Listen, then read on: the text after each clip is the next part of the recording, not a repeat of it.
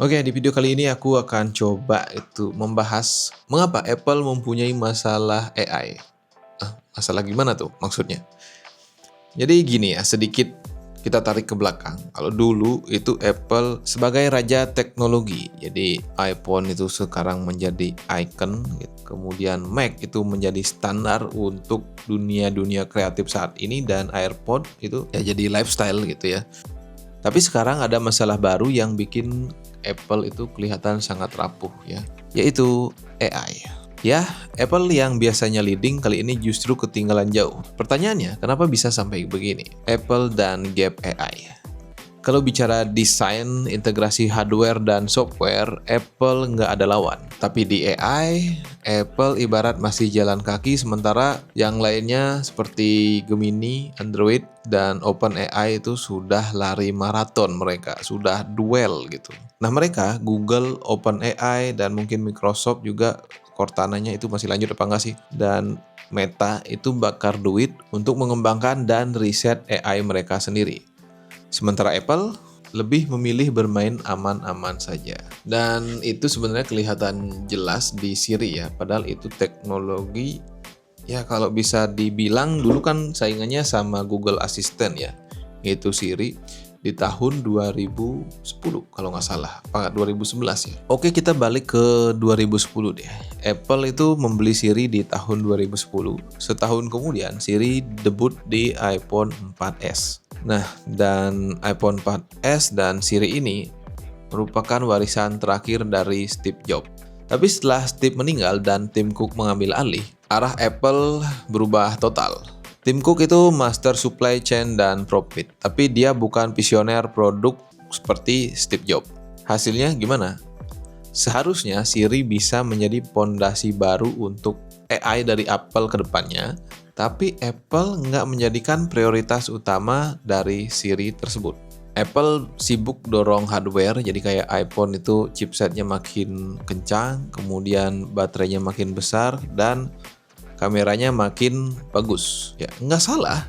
Cuma ya itu sekali lagi bukan prioritas utama ya dari Apple. Sementara Apple hanya mengembangkan hardware-nya mereka, Siri itu jalan di tempat. Google Assistant, Alexa, itu mereka makin natural untuk komunikasinya. Sementara Siri itu tetap stuck sampai sekarang, dan ya jadi sekedar fitur tambahan, jadi bukan menjadi pusat inovasi. Nah, kemunculan AI generatif seperti ChatGPT ini bikin Apple makin kelihatan keteteran. Para eksekutif Apple itu baru sadar mereka telah melewati peluang yang sangat besar dan mereka ketinggalan. Nah, makanya Apple buru-buru bikin langkah baru dengan meluncurkan Apple Intelligence. Juni 2024, Apple ngumumin Apple Intelligence. Itu fungsinya bisa meringkas teks otomatis, kemudian ada fitur Genmoji alias emoji bikinan AI. Tapi apa yang terjadi ya kayak ya udah oke gitu.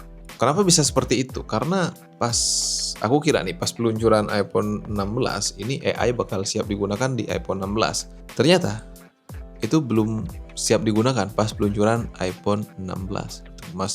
Masih beta atau gimana ya? Sekarang juga kalau aku cek di MacBook ya, di MacBook karena aku nggak menggunakan iPhone yang ada AI-nya. Cuma kalau aku cek di MacBook, nih sekali lagi aku cek di MacBook. Oh masih beta cuy, masih beta. Ini Apple Intelligence dan Siri itu masih beta. Itu ada gambaran betanya. Itu sampai sekarang itu belum bener-bener rilis. Emang ini project bener-bener dikebut ya. Beberapa fansnya Apple itu bilang kalau ini belum siap ya karena Apple nggak mau ngeluarin produk belum jadi. Tapi ini udah diumumin sebelum iPhone 16 rilis waktu itu, dan aku kira bakal ada di iPhone 16 kayak gitu. Sementara sampai sekarang itu masih beta aja. Ya jadi ya mungkin ada beberapa investor yang kecewa, tapi nggak mungkin kecewa ya karena tapi pas peluncuran iPhone 17 kemarin ya saham Apple sempat anjlok ya. Kenapa Apple bisa sampai keteteran? Jadi ada 3 alasan utama. Itu yang pertama, uang. Ya seperti yang dibilang tadi, Google, Microsoft, kemudian OpenAI itu menggelontorkan dana yang tidak sedikit untuk mengembangkan AI itu sendiri. Nah, dikutip dari Bloomberg, ini bisa dilihat perbandingannya kalau Apple ya menggelontorkan dana untuk mengembangkan AI itu sedikit banget kalau dibandingkan dengan Google dan OpenAI bahkan Microsoft sekalipun ya. Kemudian yang kedua itu alasan privasi.